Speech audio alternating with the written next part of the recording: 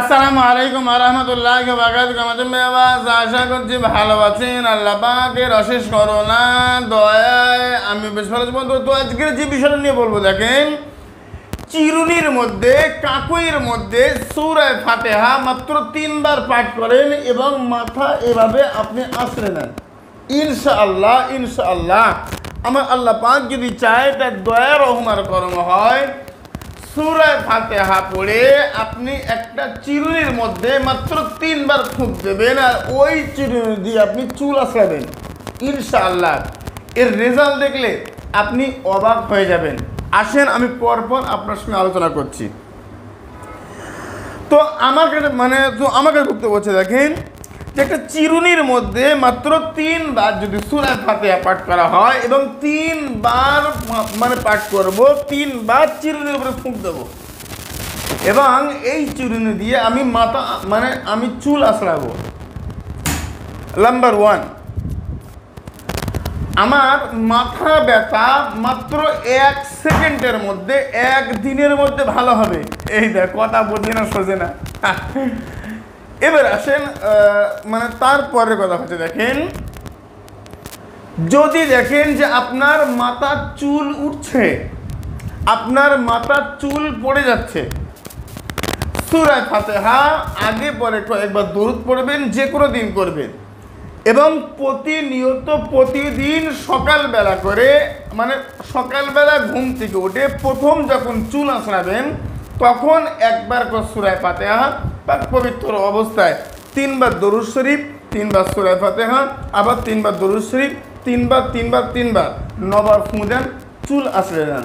ইনশাআল্লাহ আপনার চুল আর ঝরবে না, আর পড়বে না। আমার আল্লাহ পাকের রহমার করম দিয়ে আপনার মাথায় আরও চুল উঠবে, নতুন চুল জন্ম নেবে।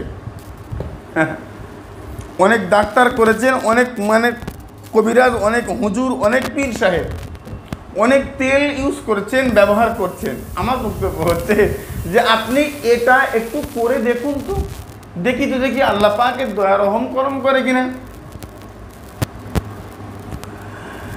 তার পরবর্তী দেখেন, যদি আপনার মাথায় অতিরিক্ত দুশ্চিন্তা হয়, দুশ্চিন্তার কারণে আপনার ঘুমের ওষুধ খেতে হয়, আপনার রাতে ঘুম আসে না, ভাইরে, রাত্রের বেলা ঘুমানোর আগে একটা চিরুনির মাঝখানে মাত্র 3 বার সূরা ফাতিহা পাঠ করেন আর আপনার মাথার চুল আঁচড়ে ঘুমিয়ে পড়েন। আমার আল্লাহ ওই সূরা ফাতিহার ওসিলা করে আপনার মাথার সমস্ত দুশ্চিন্তা আমার আল্লাহ দূর করে দেবে, আপনার শান্তির ঘুম আমার আল্লাহ পাড়িয়ে দেবে। আজকে থেকে ঘুমের ওষুধ খেতে হবে না, বুঝেন? হায় রে, আমি আপনার কাছে কথা বলতে চাইছি। দেখেন, মূল ইসলামিক আমল তাবিজ বাংলা আমার আল্লাহ পাকের কালামের আয়াত বলে,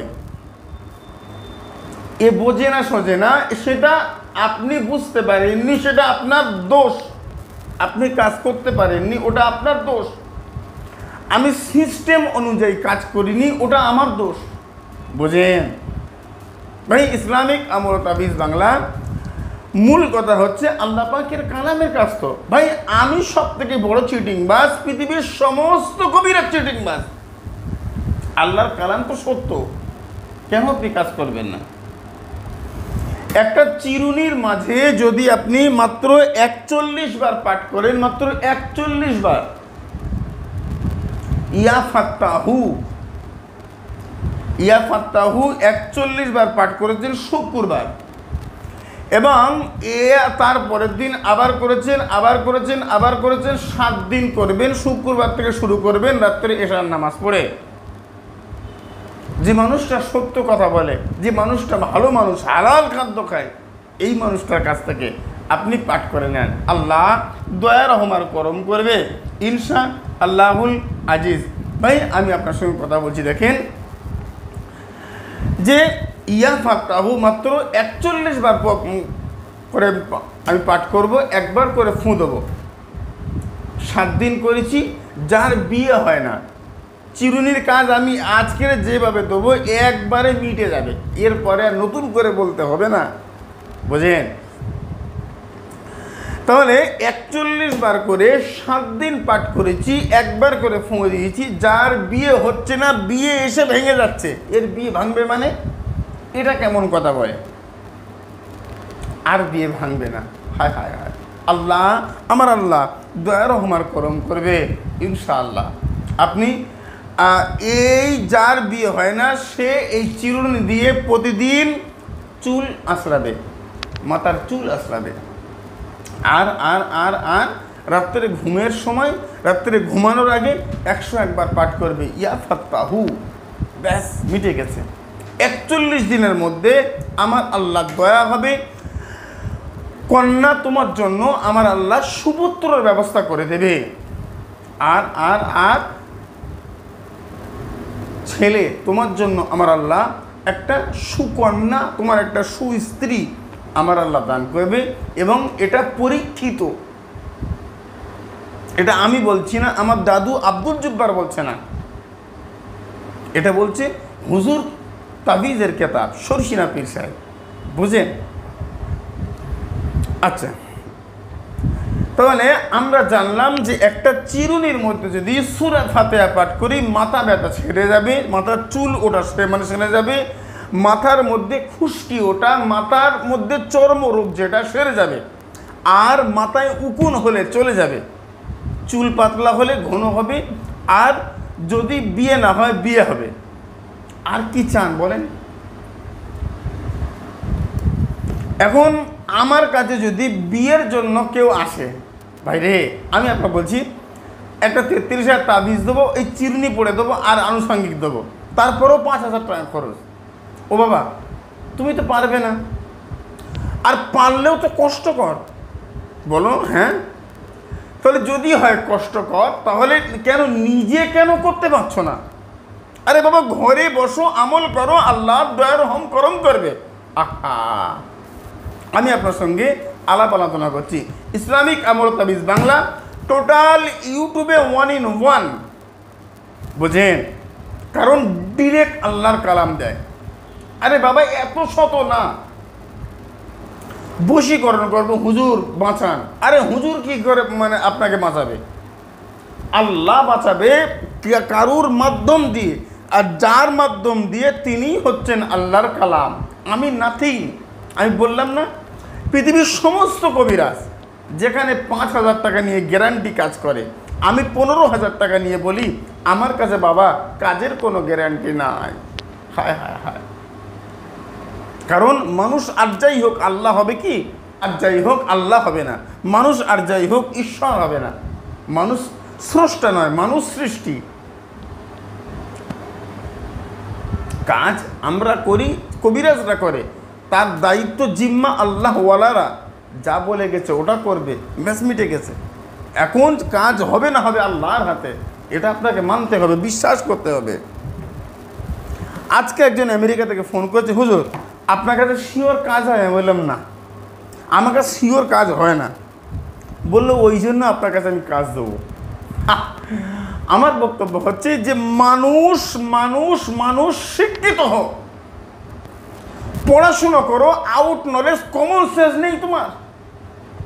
যে একটা কবিরাজ, একটা তান্ত্রিক বলছে 100%, আরে ও 100% কাল সকালবেলা বেঁচে থাকবে?